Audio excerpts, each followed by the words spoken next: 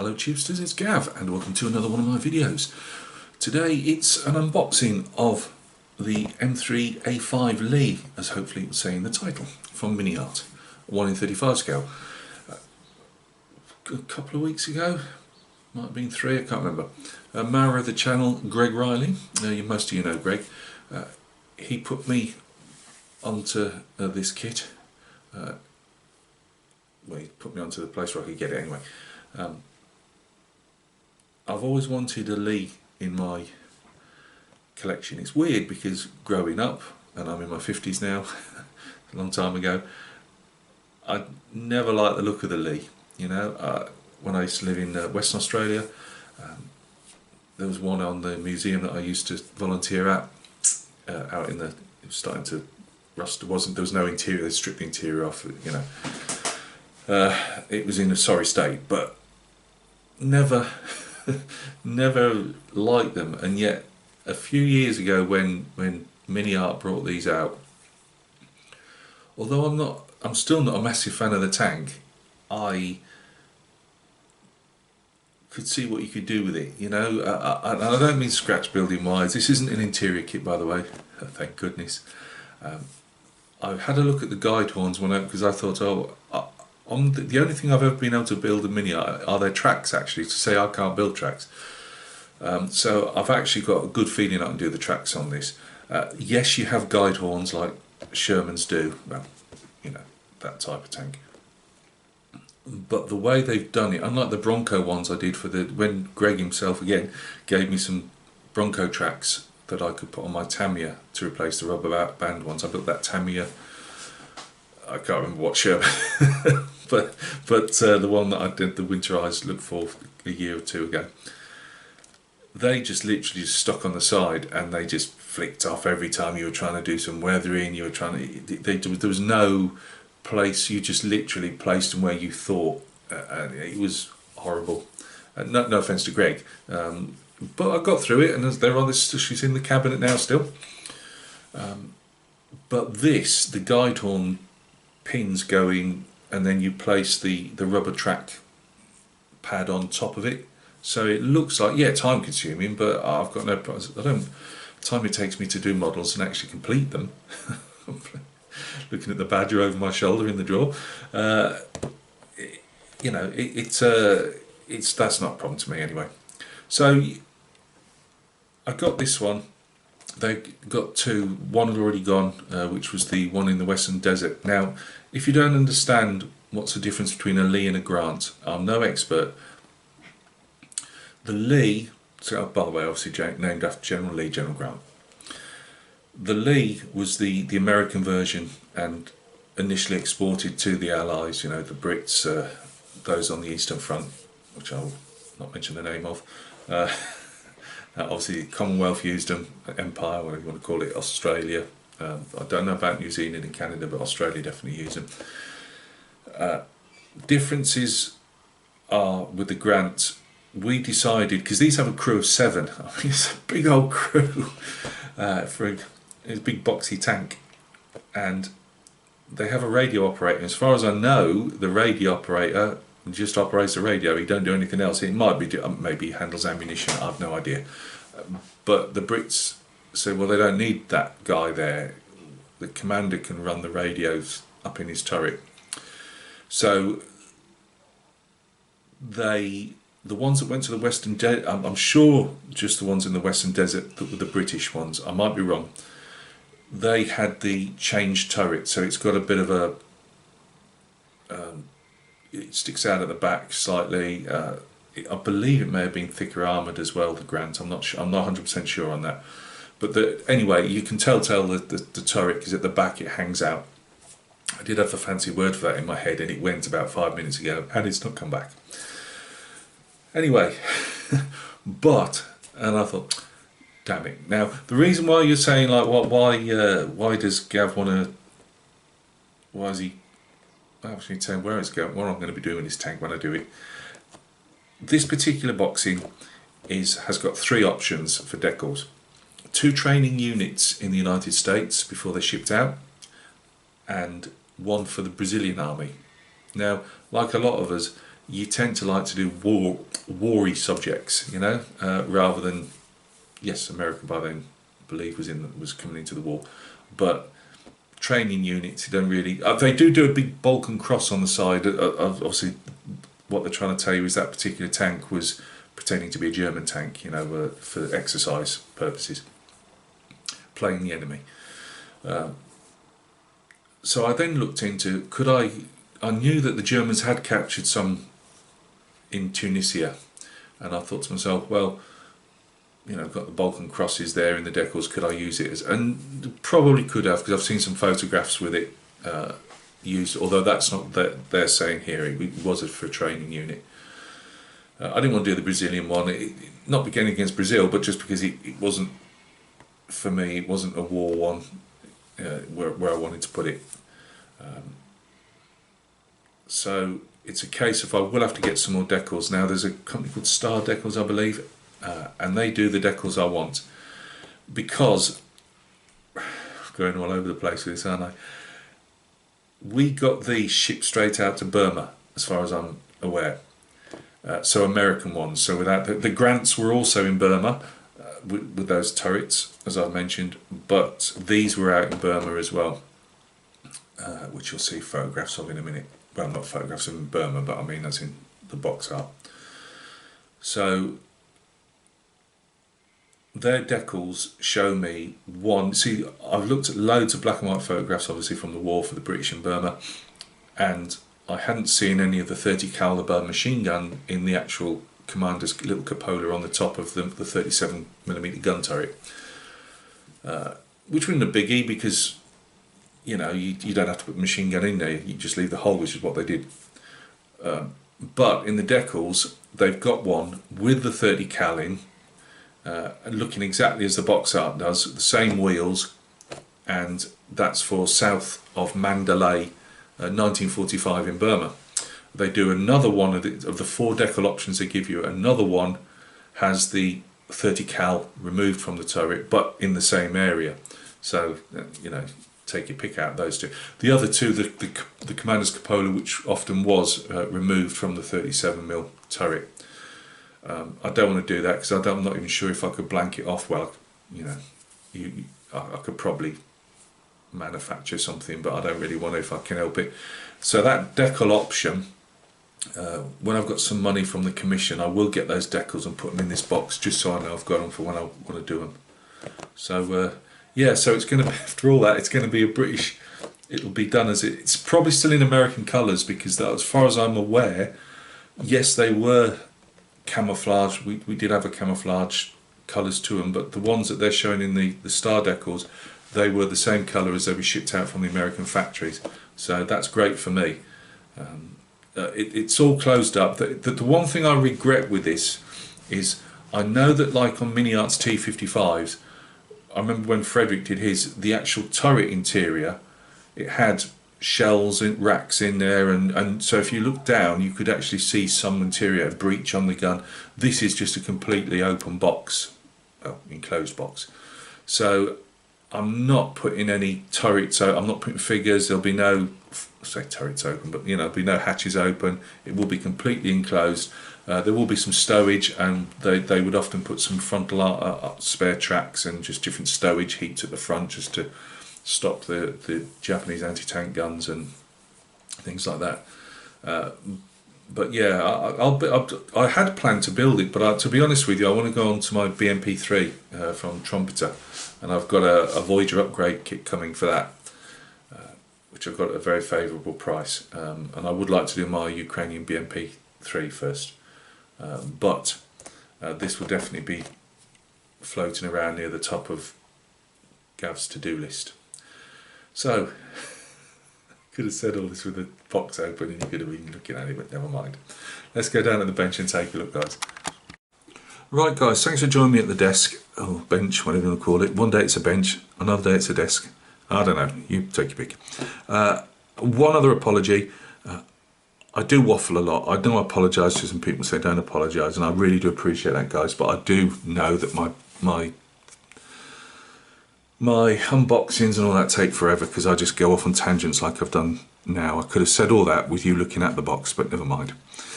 Right, usual really nice box art. I'm not going to turn all the box around in that, but this is what I mean. The American turret is, oh, by the way, I've turned the above lights off just to stop the band of glare. This Commander's cupola at the top in British hands was often removed, but you know, Star Decals, they know their stuff. They've given me an option to keep literally this tank as it is. They've even got the same wheels, you know, with the open supports, well, whatever you want to call them, rims anyway. They're not the blocked in version. Oh, and this has got the short 75mm howitzer, or gun on, not it's a howitzer, but gun on. This isn't some muzzle brake, it's actually a weight, like a counterweight, because I don't know if they meant it in the travelling position. Again, my memory goes in and out with my head problems. I can't remember if it was the counterweight for when it's moving or when it's shooting, but the breech tends to go all over the place inside, so they've had to clamp on the short barreled version. They've put this big counterweight on the end, so that isn't a muzzle brake, it's a weight to stop the gun moving around inside. And that'll be about it really. As I say, the front, we ain't got a picture of the front, but the front will have, when we come around to it, it'll have a load of stowage on the front, and a few extra bits on the back as well, probably.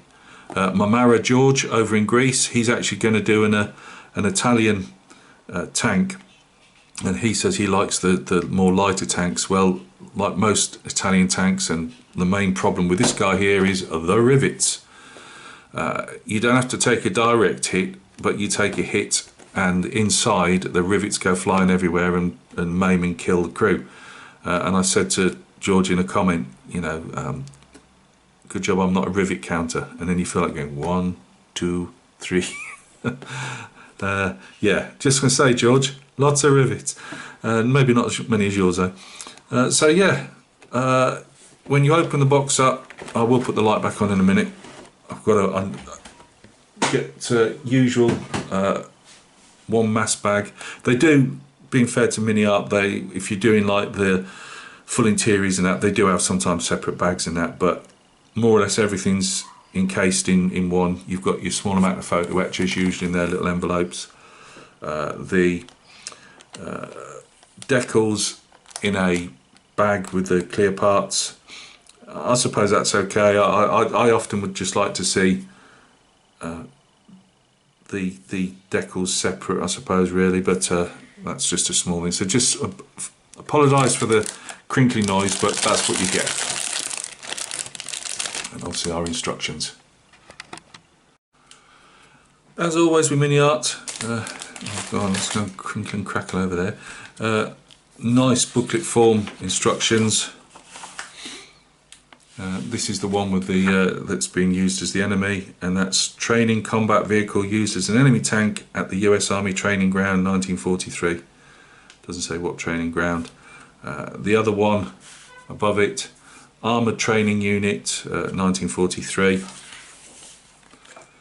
As I say, you know, if you want to delve into it more, you could probably get away with even out your spares box if you've got extra decals. You know, you've already got a Balkan cross there, and you know the Germans quite often would, and I've seen these, a couple of photographs on the Eastern Front as well, and as usual with some outsized Balkan crosses over everything, just to try and show their own guys that it's obviously a German usage. Colours that you'll need, I'm not going to, well, you've got Vallejo, Mr. Colour, Life Colour, Tamiya, AK, Mission Models, Hataka and Ammo MiG. I always like the way they do that MiniArt. They give you loads of different paint options, not usually tied into one.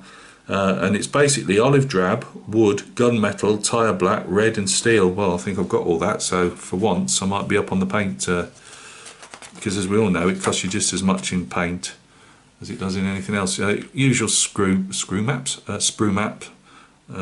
We won't go into all that, I don't think it's really needed. Always slightly worrying, I just could not get that. I apologise, I should have turned the sound off. One moment. That was Jeff from Jeff's Model Garage. trying to video bomb me me video. I've got to get my teeth into one of these really, because I tried the T55, if you remember, the full interior, and I couldn't get anything to, you know, it's just me as a modeler, I'm not very good, and because the attachment points in a lot of places, all right, these guys are big tabs up here, but they're not, they're quite fine. Somebody like me stuffs it up a lot and then everything's out of whack, as we say in the UK, so you know it's not true, and yeah, I just end up in a world of pain, especially when you're going to have multiple sides and things on this particular tank. But as you can see, completely open. There's no, oh, and that's fine, you know. I mean, they do interiors if you want to do an interior tank. My Mara Rob over at Rims Models, go and check him out. One of his earliest videos, he did one of these, but I believe it was usual with Rob. It was a full interior. I'll say I'm not going to go into great detail with this, but again, very clear for me anyway. And I do struggle. I've got head problems, and I sometimes struggle with the instructions. For some reason, my head doesn't want to form. No matter how the people like MiniArt do really well on their instructions, I still struggle flowing in my mind, you know, flowing how to get things done, which is a bit of a bummer really when you enjoy your modelling. But it's all fairly simple. You're making lots of stowage boxes and things, or stowage bins, whatever you want to call them. But as you can see, rivets all over the place, and you know with MiniArt, it's not very often their kits are missing things. That's the whole point of a MiniArt kit. You know, they really go into the detail of what is supposed to be there. You get things, I mean, even things like these, you've got casting block numbers on these casts here for the vision ports by the look of it.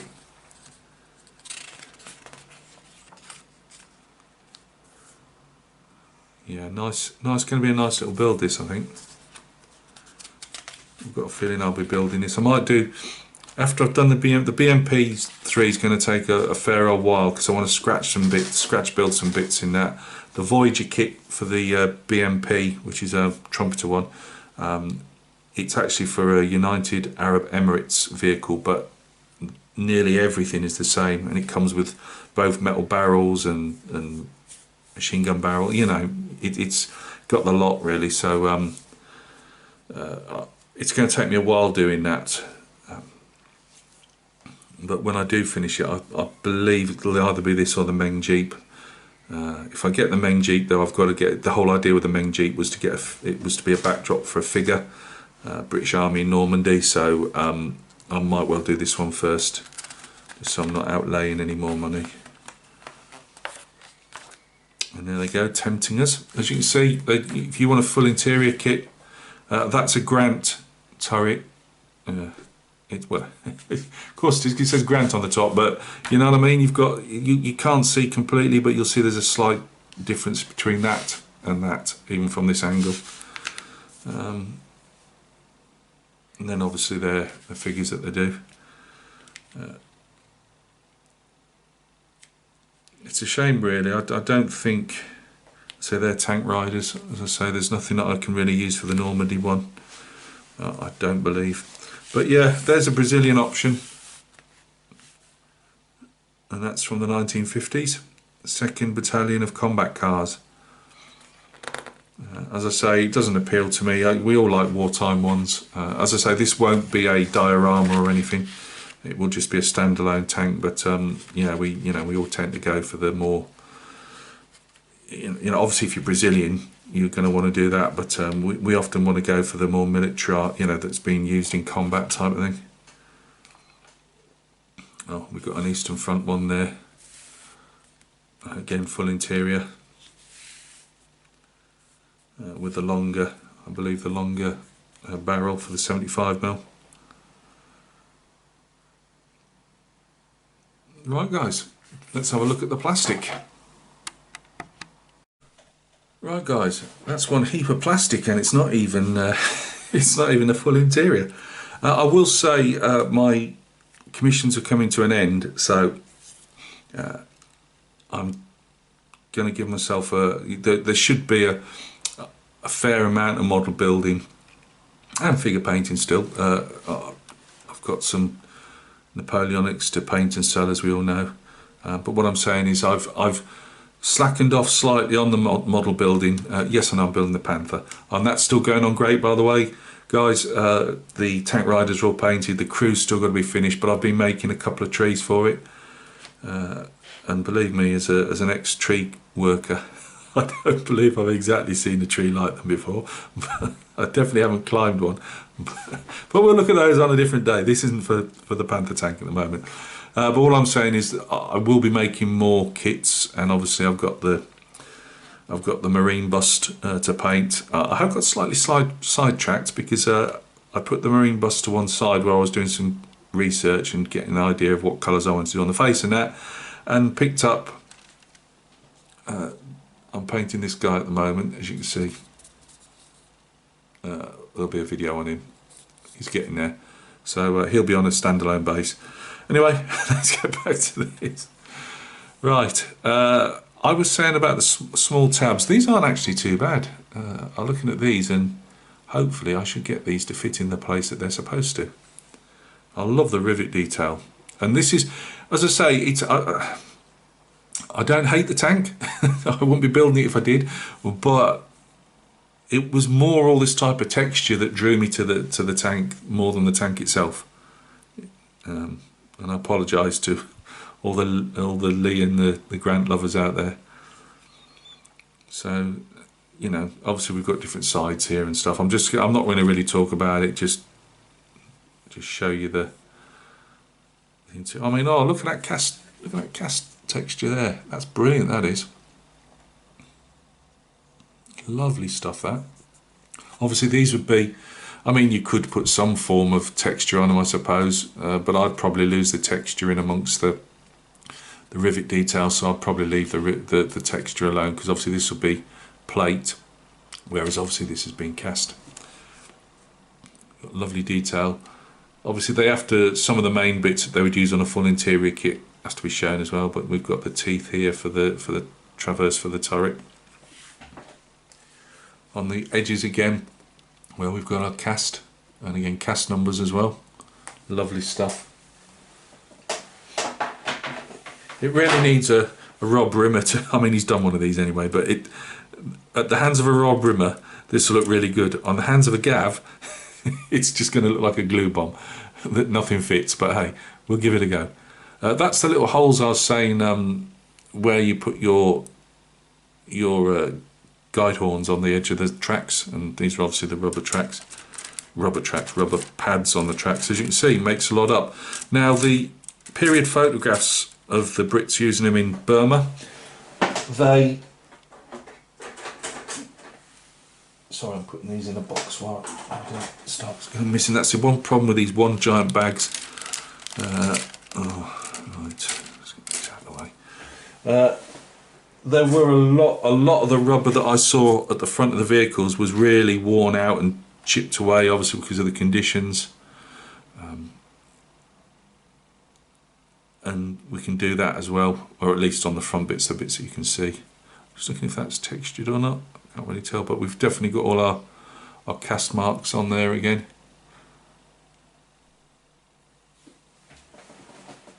And our suspension units.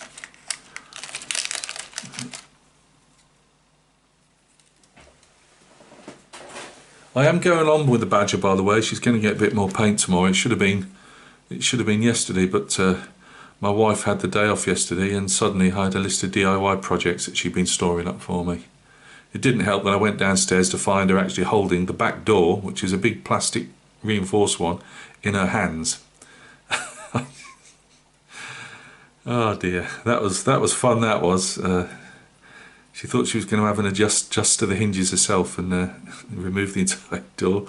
So that took a nice hour of replacing and all that stuff. Anyway, I'm digressing. What I'm trying to say is I've got nothing done. You have all these fine ideas of what you're going to do, and then your wife comes along, and no plan survives first contact with any ideas your wife has for you. Lovely cast texture again.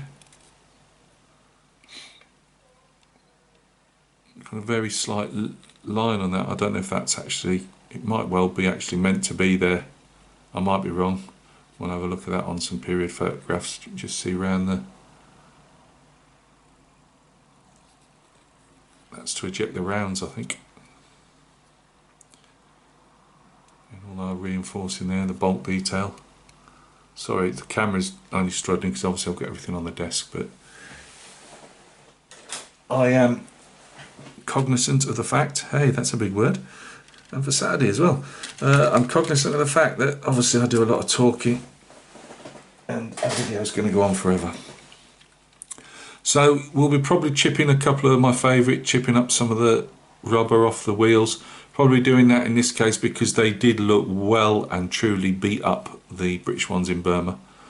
Obviously they were coming to the end of their, they were already obsolete in the British Army. It was just that, as I believe the British and the Americans and our allies fighting the Japanese tanks, as we know, were very much like early 30s type of tanks, and we had more problems against their infantry with obviously mines on sticks and satchel charges and things than we did with a lot of the Japanese tanks. So our more older obsolete tanks soldiered on to the end of the war.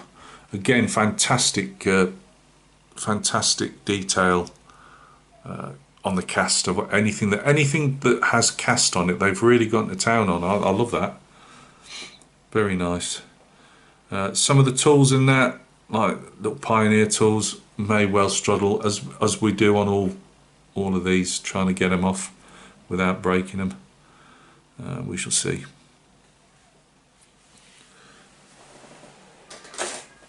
I won't hold it against them. I enjoy MiniArt kits. I say I enjoy them. I don't do them, do I? I've got about 4 of them to do because I keep losing my nerve after the T55. But what I mean is I do love them. Every time I look at their other people like Rob building them, every time I look at ones online, every time I look at their CAD drawings when they bring a new one out. What stowage bins? And as I said, I'd half had plans to do this one next, but I would really like to do that trumpeter, that trumpeter BMP3 first, and then I'll probably get onto this. More Pioneer tools again. You know, I don't know, a shovel's a shovel, but they're still nice to see. More cast on this, whatever this is. Nice details. I'd say the only criticism I'd have, and we can, as modelers, we're never satisfied. The only criticism I would have liked to have been able to have turrets open with just a tiny bit of detail that you know, if you're going to have because a lot of these, a lot of the different viewing ports and that, you know, when they open up, they're quite large, and it would have been nice to have them open. And I suppose it's where do they stop, you know, then they might as well do a full interior kit. I suppose I'm asking too much really, but it would have been nice just to have had that tiny bit of detailing, so I could have had the odd port open. Oh, by the way, they're obviously all the guide horns. They look intimidating, and for a modeler that gets intimidated easy, I'm actually not, because I've seen the instructions and I know that these should fit in those little things. And I'll tell you this, the T55, I used T55 tracks, again Craig Riley sent me, to put on my Tyron build of, I believe it was a trumpeter Tyron I made, and they just went together fantastic. They really did. I got no problems with making, and this is somebody who has a lot of problems making tank tracks. I had no problems making them whatsoever, so I don't fear these ones. It comes to something when a grown bloke in his 50s fears making scale models. whatever that is. It looks nice.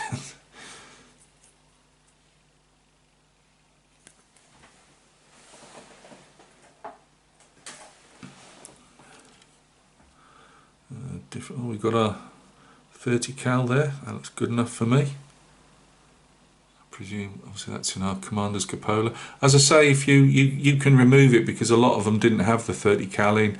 I just like the idea that I can get those star decals, and they will have an option for the one with the 30 cal, which means I can literally build it out the box, and I'm not having to worry about getting my research right, and you know, people knocking you if you've got the wrong cap, 30 cal in or whatever. Anyway, that's another nice bit of casting as well. I like that. You know, you can pick it out.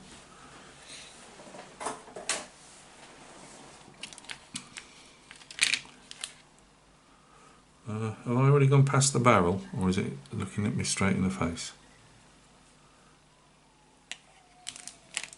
No, I've got a feeling I'm going to have to hunt all through that lot again now, because, oh, there it is. This is how short the barrel is. One piece. Again, the only bit of cleanup you have to do is where it's attached to the sprue. There's our barrel. As I say, on later production models they had a longer barrel, but these early ones, just a short one. But again, Burma, you can have both, and I've seen both on different period pictures around Mandalay. So yeah, happy with that. Again, at the front of where the gearbox is, lovely pitted cast detail. To me, that's better cast detail than I could ever do with my glue and putty.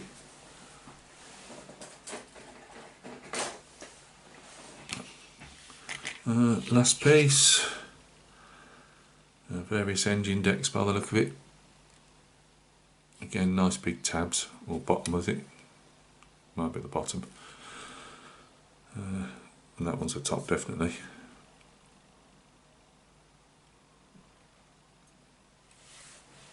I won't get the clear parts out. I don't see the point in. I know they're only vision blocks, but I don't see the point in damaging them. What can we say about the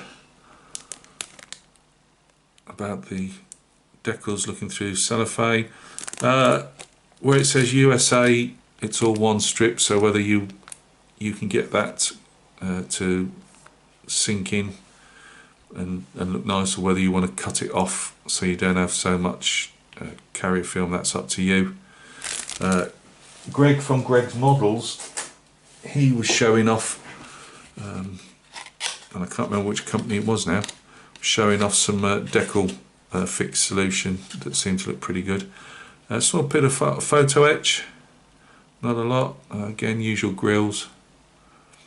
Looks like load straps. Would help if you turned it round, Gav, wouldn't it? But again, nice. When I have used on my 255 build, the photo etch was great. I had no experience with photo etch up till then, but it did seem very nice. So that's it, guys. Should we just have this? We'll have this back here, round up. Turn that off so we actually don't get that on. Right, thanks a lot for enduring this, if you have done. It's greatly appreciated. As you see, if you want to do a Lee or a Grant, there's lots of options. You know, you can think, forgotten the pun, outside the box. As I say, I can see no reason why you can't use this for Burma. If you don't want a full interior but you want to do a Lee, and in a Burma setting, again, I can't see why you couldn't use this in Tunisia. They do obviously do Tunisian versions if you're American, and you want to do an American version. But you could also go out and get, again, Star Decals or whatever, or whoever other makes them. I've no connection to that company.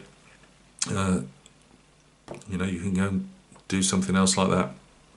But they do give you lots of options anyway. It's just, this happens. I would have built any one of those, to be fair. It just that this was the one they had, and this was at a really keen price that although money's tight, and it's, let's face it, with the fuel bills coming, it's going to be even tighter. But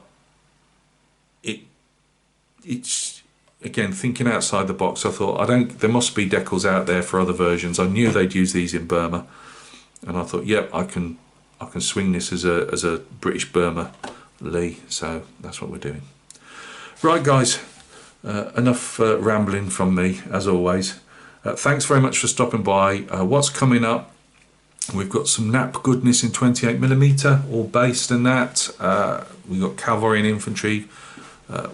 Doing one last video on all that for the commission before they get wrapped up. However, we've got a postal strike in the UK, and coming up for 2 days this week. In fact, I don't even know if my Voyager upgrade set for the BNP will ever get there when they say it's going to. Can't blame them.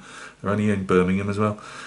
But yeah, we've got some nap stuff going on before it goes off to the client. We'll have an update on the Panther.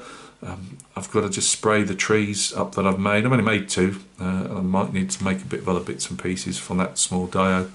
I'll give you before I do that, show the next bit on that though. I'll make sure I paint the 3 crew up, and I'll have the tank riders and the crew at least on the tank, so it gives you something to look at as well as me showing you 2 NAF trees.